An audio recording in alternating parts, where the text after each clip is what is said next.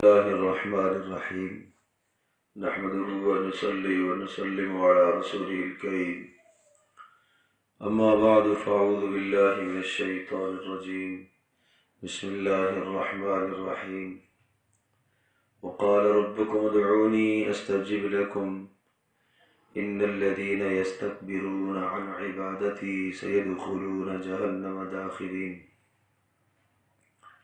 صدق الله مولانا العظيم رب اشرح لي صدري ويسر لي أمري واحلل عقدة من لساني يفقهوا قولي اللهم صل على محمد وعلى آل محمد كما صليت على إبراهيم وعلى آل إبراهيم إنك حميد مجيد اللهم بارك على محمد وعلى آل محمد كما باركت على إبراهيم وعلى آل إبراهيم إنك حميد مجيد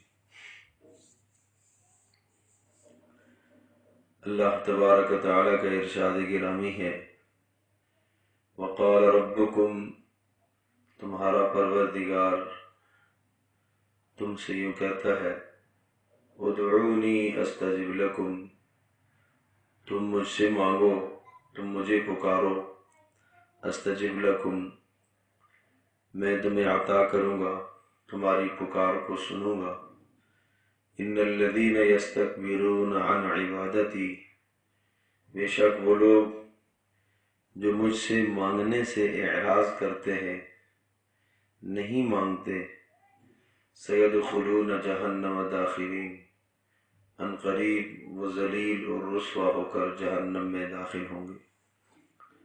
رسول اکرم صلی اللہ تعالی علیہ وسلم کا ارشاد گرامی ہے من لم یسأل اللہ یغضب علیہ جو شخص اللہ پاک سے نہیں مانگتا سوال نہیں کرتا ہاتھ نہیں پھیلاتا اللہ تبارک و تعالی اس سے غصہ ہوتے ہیں اللہ اس سے ناراض ہوتے ہیں۔ اللہ تبارک و تعالی کی وہ ذات ہے کہ جس سے جتنا مانگا جائے جتنے ہاتھ اس کے سامنے پھیلائے جائیں اللہ پاک کو اتنا ہی وہ بندہ پسند آتا ہے، اس لیے اپنی دعاؤں کو اور اپنے مانگنے کو بڑھایا جائے، کثرت سے دعائیں کی جائیں اور کثرت سے اللہ سے مانگا جائے۔ ہر نماز کے بعد مسنون اذکار احادیث مبارکہ میں بتائے گئے ہیں، ان اذکار کا اہتمام کیا جائے، موقع مال کی دعاؤں کا اہتمام کیا جائے۔ صبح شام کی دعائیں ہیں، ان تمام دعاؤں میں اللہ پاک سے بندہ کچھ نہ کچھ مانگتا ہی ہے، اور یہ اللہ پاک کی عطا کردہ نعمتوں کا شکر ہے۔ یہ رسول پاک صلی اللہ علیہ وسلم کی بتائی ہوئی جو دعائیں ہیں، صبح کی، شام کی، گھر سے نکلنے کی، گھر میں داخل ہونے کی، کھانے سے پہلے، کھانے سے بعد، بیت الخلاء جانے سے پہلے، بیت الخلاء کے بعد، کوئی چیز خریداری کے وقت، یہ تمام کی تمام وہ دعائیں ہیں، وہ مبارک اعمال اور مبارک جملے اور کلمے ہیں کہ ان تمام کلمات میں بندہ اللہ پاک سے یا تو کچھ مانگ رہا ہوتا ہے اور یہ اللہ پاک کی عطا کردہ نعمتوں کی شکر گزاری اور شکر ادا کر رہا ہوتا ہے۔ مانگنے سے بھی اللہ سے تعلق بڑھتا ہے اور شکر کے ذریعے سے بھی اللہ سے تعلق بڑھتا ہے۔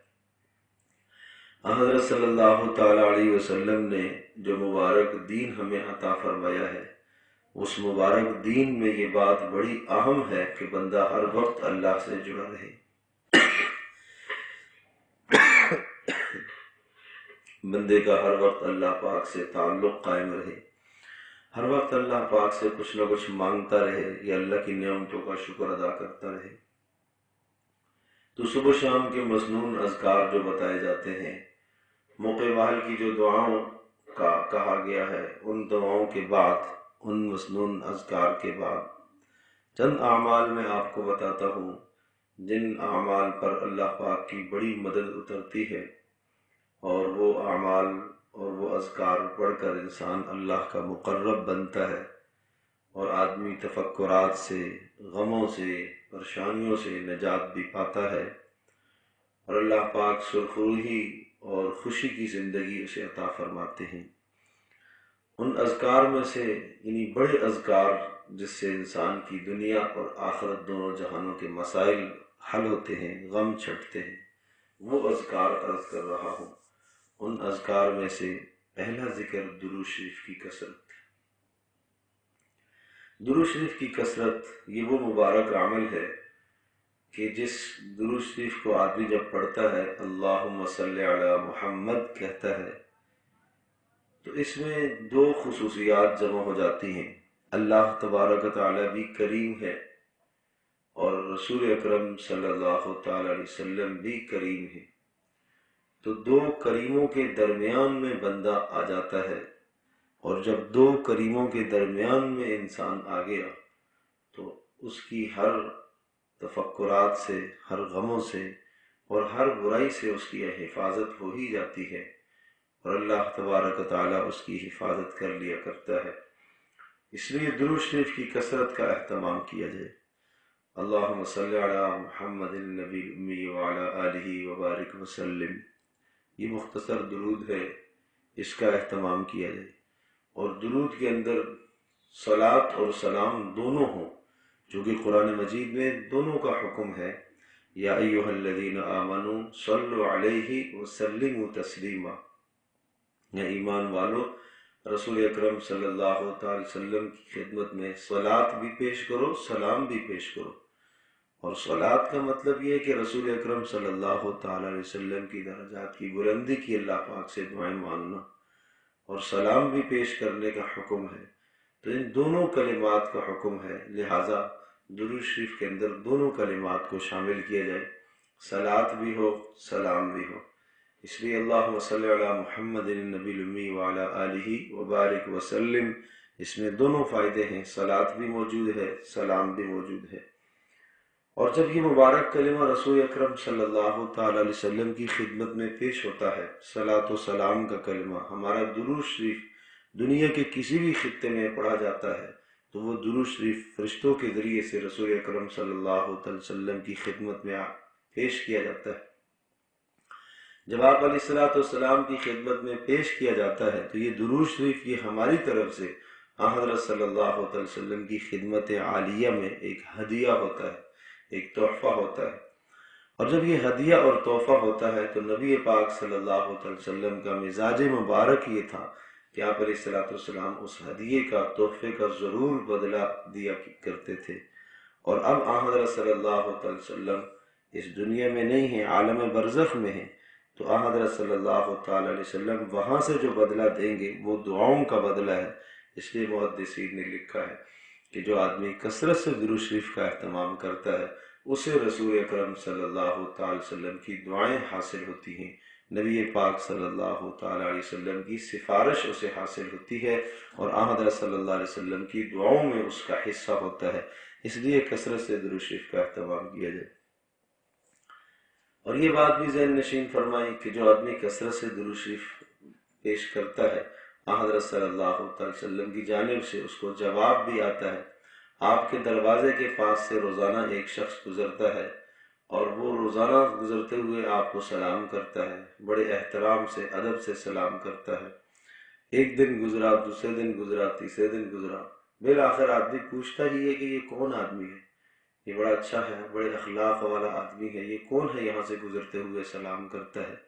تو ہمارا درود اور ہماری جانب سے سلام رسول پاک صلی اللہ علیہ وسلم کی خدمت میں جب پہنچتا ہے تو یقیناً نبی پاک صلی اللہ علیہ وسلم تو کریم ہے، حضرت صلی اللہ علیہ وسلم تو مشفق ہے، یقیناً رسول پاک صلی اللہ علیہ وسلم پوچھیں گے یہ کس کا درود ہے، یہ کس کا سلام ہے، یہ کس کی جانب سے کلمہ سلام کا، سلامتی کا آیا ہے؟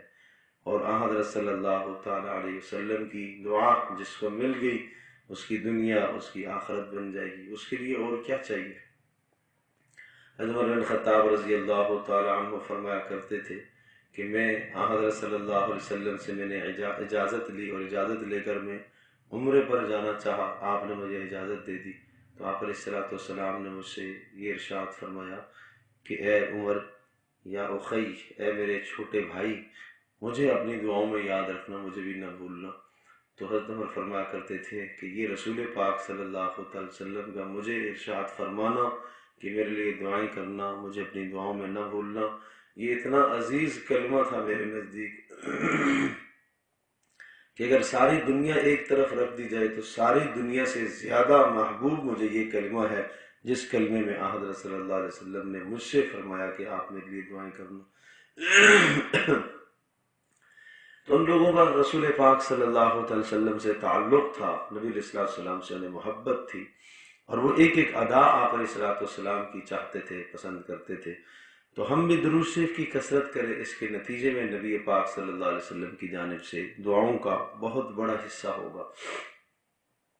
ایک شخص نے کہا اللہ کے رسول میں کتنا درود شریف پڑھوں؟ میں ایک حصہ درود شریف پڑھتا ہوں، باقی 3 حصے اپنے اعمال کر لیتا ہوں۔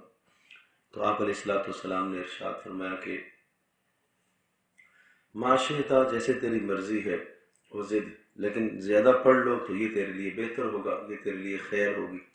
انہوں نے کہا اللہ کے رسول پھر میں ایسا کر لیتا ہوں کہ میں 2 حصے میں درود شریف پڑھ لیتا ہوں اور باقی دیگر اعمال کر لیتا ہوں۔ آپ نے فرمایا جتنی تمہاری مرضی، لیکن اور زیادہ کر لو تو اور اچھا ہوگا۔ انہوں نے کہا میں اب آدھا درود پڑھوں گا اور آدھا باقی اعمال کروں گا۔ آپ نے فرمایا بہت اچھا، زیادہ کر لو تو تمہارے لیے خیر ہے اور برکت ہے۔ انہوں نے کہا میں اب 3 حصے درود شریف پڑھوں گا، باقی 1 حصہ باقی اعمال۔ آپ نے فرمایا بہت اچھا، لیکن اور زیادہ کر لو تو تمہارے لیے خیر ہے۔ انہوں نے کہا اب تو میں ہر وقت درود شریف ہی پڑھتا رہوں گا۔ تو آپ نے اس پر 2 جملے ارشاد فرمائے، اگر آپ ایسا کرو گے، ہر وقت درود شریف ہی پڑھتے رہو گے، تو پھر آپ کے گناہ بخش دیے جائیں گے اور آپ کے غموں کے لیے یہ کافی ہو جائے گا۔ آپ کے گناہ معاف ہو جائیں گے اور آپ کے دنیا اور آخرت دونوں جہانوں کے غموں کے لیے کافی ہو جائے گا۔ اب بتائیے اس سے بڑھ کر اور کیا سعادت مندی ہے کہ انسان کے گناہ بھی معاف ہو جائیں اور آدمی کے غم، دنیا اور آخرت کے غم چھٹ جائیں۔ اس لیے درود شریف کی کثرت کا اہتمام کیا جائے۔ دوسرا جو ذکر عرض کر رہا ہوں وہ ہے استغفار کا ذکر۔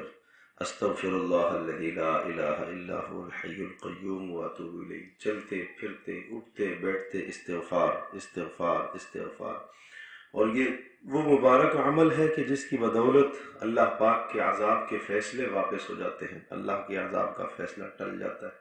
وما كان الله ليعذبهم وانت فيهم وما كان الله معذبهم وهم يستغفرون۔ اللہ عذاب نہیں دیتا جب تک لوگ استغفار میں مشغول رہتے ہیں۔ استغفار کی کثرت عذاب کو روکے ہوئے ہے، استغفار کی کثرت عذاب کو روک دیا کرتی ہے، اس لیے استغفار کی کثرت کی جائے۔ اللہ تبارک تعالیٰ کے سامنے اپنے گناہوں کی معافی مانگنا اور اپنی کمزوری بے بسی کا اظہار کرنا، عجز کا اظہار کرنا، یہ اللہ پاک کو بہت پسند ہے۔ اس لیے استغفار کی کثرت کا اہتمام کیا جائے، ہر وقت استغفر اللہ الذی لا الہ الا هو الحی القیوم، اس کلمے کا ورد کیا جائے، استغفر اللہ من کل ذنب واتوب الیہ۔ کچھ وقت اپنا مقرر کر لیا جائے استغفار کے لیے، 24 گھنٹوں میں سے آدھا گھنٹہ، 15 منٹ، 10 منٹ استغفار کے لیے مقرر کر دیے جائے۔ 100 مرتبہ تو کم از کم یہ روزانہ عدد ہونا چاہیے۔ رسول پاک صلی اللہ تعالی وسلم 100 مرتبہ استغفار فرما رہے، ایک روایت میں 70 مرتبہ آپ استغفار فرما رہے۔ اللہ کے نبی اس قدر استغفار کا اہتمام کر رہے ہیں جو کہ گناہوں سے معصوم اور بخشائے ہیں، تو میں اور آپ، ہماری کیا ضرورت ہے کہ ہم کس قدر استغفار کا اہتمام کریں۔ تو اس لیے یہ بھی مبارک عمل ہے، اس کی برکت سے رزق میں بھی وسعت ہوتی ہے، مال میں برکت ہوتی ہے، اولاد کو اللہ پاک نیک صالح بناتا ہے استغفار کی برکت سے۔ تو اس استغفار کی برکت سے، اس استغفار کے اثرات آدمی کے مال پر بھی پڑتے ہیں، آدمی کی اولاد پر بھی پڑتے ہیں، گھر بار پر بھی اس کے اثرات پڑتے ہیں، مبارک اثرات اس کے استغفار کے، پورے گھرانے پر اس کے اثرات پڑتے ہیں۔ اس لیے استغفار کی کثرت کی جائے، استغفر اللہ من کل ذنب واتوب الیہ، یا استغفر اللہ الذی لا الہ الا هو الحی القیوم واتوب الیہ۔ تیسرا ذکر ہے لا حول ولا قوت الا باللہ۔ یہ وہ مبارک ذکر ہے کہ حضرت صلی اللہ علیہ وسلم نے ارشاد فرمایا کہ یہ اللہ پاک کے عرش کے خزانوں میں سے ایک خزانہ ہے، اللہ کے عرش کے خزانوں میں سے ایک خزانہ ہے۔ اور کیا چاہیے کہ اللہ کے عرش کا خزانہ آپ کو مل جائے۔ اگر کوئی آج یہ کہے کہ فلاں ملک کا جو خزانہ ہے اس خزانے کا خاص حصہ آپ کو دے دیا گیا ہے، تو انسان کی خوشی کی انتہا نہ رہے گی کہ مجھے فلاں ملک کا خزانہ مل گیا، یہ عظیم الشان خزانہ مل گیا ہے، یہ عظیم الشان خزانہ، اور کہاں سے آیا؟ اللہ پاک کے عرش کا خزانہ ہے، سبحان اللہ۔ اور رسول اکرم صلی اللہ تعالی علیہ وسلم، ہمارا سب کچھ ان پر قربان ہو جائے، نبی پاک صلی اللہ علیہ وسلم نے اپنی امت کو اللہ پاک سے کتنے عظیم الشان اور بڑے بڑے خزانے لے کر دیے۔ یہ رسول اکرم صلی اللہ تعالی علیہ وسلم کی برکت سے یہ عظیم الشان عرش کے خزانے ہمیں ملے، ورنہ کہاں ہم اور کہاں اللہ کے عرش، کہاں ہم اور کہاں آسمان، کہاں ہم اور کہاں جنت، کہاں ہم اور کہاں وہ بلند مراتب اور مقام۔ یہ سب کچھ رسول اکرم صلی اللہ علیہ وسلم کی برکت سے ہمیں نصیب ہوا۔ اس نبی کے ساتھ بھی ہمیں وفاداری کرنی چاہیے، اس نبی کی اتباع اور اس نبی کی سنتوں پر ہمیں ہمیشہ عمل کرنا چاہیے کہ جس کی مبارک مہربانیوں سے اور جس کی مبارک مہربانیوں سے ہمیں اتنا اللہ پاک نے عطا فرمایا، عرش کا خزانہ ہمیں مل گیا۔ ہم اپنے بچوں کو بتائیں یہ اللہ کے عرش کا خزانہ ہے، لا حول ولا قوت الا باللہ، لا حول ولا قوت الا باللہ، لا حول ولا قوت الا باللہ۔ ایک شخص کے بیٹے کو کافروں نے گرفتار کر لیا اور وہ رسول پاک صلی اللہ علیہ وسلم کے پاس، حضرت مالک اشجعی رضی اللہ تعالیٰ عنہ آپ علیہ السلام کے پاس آئے کہ میرے بیٹے کو کافروں نے گرفتار کر لیا۔ آپ نے فرمایا اتق اللہ، اللہ کا ڈر اختیار کرو اور کثرت سے لا حول ولا قوت الا باللہ پڑھتے رہو۔ چند دن انہوں نے پڑھا کہ دیکھا کہ بیٹا گھر کے سامنے موجود ہے اور اس کے پاس اونٹوں کا بھی ایک بڑا ریوڑ ہے اور اسی طرح سے بکریوں اور بھیڑوں کا بھی ایک ریوڑ ہے۔ تو کہا یہ کیسے ہوا؟ کہا میں بیٹھا ہوا تھا اور اچانک میرے جسم سے ساری کی ساری بیڑیاں کٹی اور ٹوٹی اور میں کھڑا ہوا تو سب بیڑیاں مجھ سے جھڑ گئیں، اور پھر میں نے دیکھا اب آنے کی سواری نہیں ہے، تو ایک اونٹ کو میں نے اٹھایا اور اس پر میں سوار ہوا تو یہ سارے جانور اس کے پیچھے چل کر آگے رسول پاک صلی اللہ تعالی وسلم کے سامنے والد محترم ان کو لے گئے۔ کہنے لگے رسول یہ کہانی اس کے ساتھ ہوئی ہے، یہ واقعہ ہوا۔ آپ نے فرمایا کہ ھذا رزق ساقہ اللہ الیک، یہ اللہ پاک نے آپ کے لیے روزی کا انتظام فرمایا ہے، روزی کا بندوبست فرمایا ہے، اسے استعمال کریں۔ تو کتنی بڑی بات ہے، روزی کا مسئلہ بھی حل ہوا، اور وہ جو غم تھا بیٹے کی جدائی کا، بیٹا قید میں موجود ہے، اس پریشانی سے بھی نجات ملی ہے، کس برکت سے؟ لا حول ولا قوت الا باللہ، جس کو عرش کے خزانوں میں سے خزانہ کہا گیا، اس کا بھی اہتمام ہونا چاہیے۔ اور چوتھا ذکر ہے یا ذا الجلال والاکرام، یا ذا الجلال والاکرام، یا ذا الجلال والاکرام، بڑا عجیب ذکر ہے یہ، حدیث پاک میں آتا ہے الذو یا ذا الجلال والاکرام، یا ذا الجلال والاکرام کے ساتھ چمٹ جاؤ، ہر وقت اس کو اپنی زبان پر لاؤ، یا ذا الجلال والاکرام، یا ذا الجلال والاکرام۔ یہ اللہ کی عظمت، اللہ کی ہیبت، اللہ کے جلال، اللہ کے جمال کا یہ کلمہ ہے، یا ذا الجلال والاکرام۔ جب بھی آپ علیہ السلام کبھی کوئی خاص اہم دعا کیا کرتے اور ایک دم کوئی بڑی پریشانی آتی تو آپ کی زبان پر یہ کلمات آتے، یا ذا الجلال والاکرام، یا ذا الجلال والاکرام۔ جلال، جبروت، ہیبت، عظمت والی ذات، اور اکرام، کرم کرنے والا رب، کرم کرنے والی ذات، یا ذا الجلال والاکرام، یا ذا الجلال والاکرام۔ اس کلمے کو بھی کثرت سے پڑھا جائے، یہ بھی بڑا مبارک اور بڑا اہم ذکر ہے۔ پانچواں ذکر حضرت یونس علیہ السلام کا ذکر، سبحان اللہ، لا الہ الا انت سبحانک انی کنت من الظالمین، لا الہ الا انت سبحانک انی کنت من الظالمین۔ یہ وہ مبارک کلمہ ہے کہ یونس علیہ السلام نے مچھلی کے پیٹ میں اندھیریوں کے اندر، تنہائیوں کے اندر، تاریکیوں میں اس کلمے کو پڑھا، اور اس کلمے کی برکت سے اللہ پاک نے ان کو نکالا۔ قرآن کہتا ہے فلولا انہ کان من المسبحین للبث فی بطنہ الی یوم یبعثون۔ اگر یونس اس کلمے کو نہ پڑھتا تو قیامت کے دن تک مچھلی کے پیٹ میں رہتا۔ اللہ پاک نے اس کلمے کی برکت سے ان کو وہاں سے نجات عطا فرمائی۔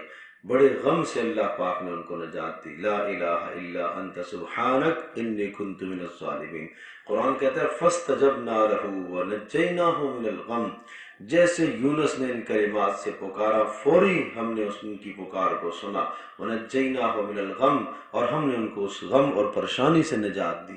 وَكَذَلِكَ نُنْجِي الْمُؤْمِنِينَ. اسی طرح سے ہم ایمان والوں کو نجات دیتے رہیں گے. آپ علیہ السلام سے پوچھا گیا اللہ کے رسول کیا یہ کلمہ صرف یونس علیہ السلام کے ساتھ خاص ہے یا سب کے لیے ہے؟ تو آپ علیہ السلام نے ارشاد فرمایا آپ نے یہ نہیں پڑھا وَكَذَلِكَ نُنْجِي الْمُؤْمِنِينَ کہ اس سے ہم ایمان والوں کو نجات دیتے رہیں گے. تو پتہ چلا سب کے لیے یہ کلمہ ہے یا ذا الجلال لا الہ الا انت سبحانک انی کنت من الظالمین. اس کی کثرت کی جائے، کثرت سے اس کا اہتمام کیا جائے. ایک بات یہاں قابل ذکر ہے، بہت سارے لوگ گھر کے اندر آیت کریمہ کا اہتمام کرتے ہیں اور محلے والوں کو جمع کرتے ہیں. دیکھو پریشانی جس پر آئی ہے وہ پڑھے. دوا بیمار کھایا کرتا ہے تو اس کو شفا ہوتی ہے، دوسرا آدمی دوا نہیں کھاتا، دوسرا آدمی دوا کھائے گا اور یہ بیمار ٹھیک ہو جائے، ایسا تو نہیں ہوتا. جس آدمی کی پریشانی ہے وہ جس غم اور درد سے دعا پڑھے گا اللہ تبارک و تعالیٰ اس کی برکت سے اس کو اس غم سے نجات دیں گے. یونس علیہ السلام نے پڑھا، یہ قوم نے تو نہیں پڑھا کہ ہمارے یونس ہم سے ناراض ہو کے چلے گئے اور وہ مچھلی کے پیٹ میں پہنچ گئے، چلو ہم ان کے نکالنے کے لیے اور رہائی کے لیے ہم کچھ پڑھتے ہیں. سب قوم نہیں جمع ہوئی، یونس علیہ السلام نے خود اکیلے میں اس کلمے کو پڑھا. تو جس پر پریشانی ہے وہ تنہائی میں بیٹھے اپنے رب کو یاد کرے، تنہائی میں بیٹھ کر نماز حاجت پڑھے، اس کے بعد درود شریف کی کثرت کرے، اللہ کی حمد و ثنا کرے، پھر لا الہ الا انت سبحانک انی کنت من الظالمین پڑھے. پھر دیکھو اس کی طاقت کیا ہے. خشوع خضوع کے ساتھ سارے کاموں سے یکسو اور الگ ہو کر فارغ ہو کر پھر یہ کلمہ پڑھو، پھر دیکھو اس کلمے کی کیا طاقت ہے. اور یقین رکھو کہ اس کلمے کی برکت سے اللہ پاک نے یونس علیہ السلام کو نجات دی تو مجھے بھی نجات ضرور ملے گی. اس لیے اس کا اہتمام کیا جائے. لا الہ الا انت سبحانک انی کنت من الظالمین. تو یہ وہ کلمات میں نے آپ کے سامنے عرض کیے ہیں کہ جو بڑے بڑے اذکار ہیں اور بڑے مصائب اور پریشانیوں کو حل کرنے کے لیے رسول پاک صلی اللہ علیہ وسلم نے اپنی امت کو یہ کلمات سکھائے ہیں. اس لیے ان کا اہتمام کیا جائے اور مختصر وقت میں بہت کچھ حاصل کیا جا سکتا ہے. تو ان کلمات کا کثرت سے اہتمام کرنا چاہیے. بڑے بڑے غموں اور مسائل اور مصائب اور پریشانیوں کو حل کرنے کے لیے اور دور کرنے کے لیے یہ مبارک اعمال ہیں. درود شریف کی کثرت کا اہتمام کیا جائے، استغفار کی کثرت کا اہتمام کیا جائے، اسی طرح سے لا حول ولا قوت الا باللہ کی کثرت کی جائے، یا ذا الجلال والاکرام اس کی کثرت کی جائے، اور لا الہ الا انت سبحانک انی کنت من الظالمین اس کی کثرت کی جائے. اللہ تبارک و تعالی ہم سب کے لیے عمل کرنا آسان فرمائے.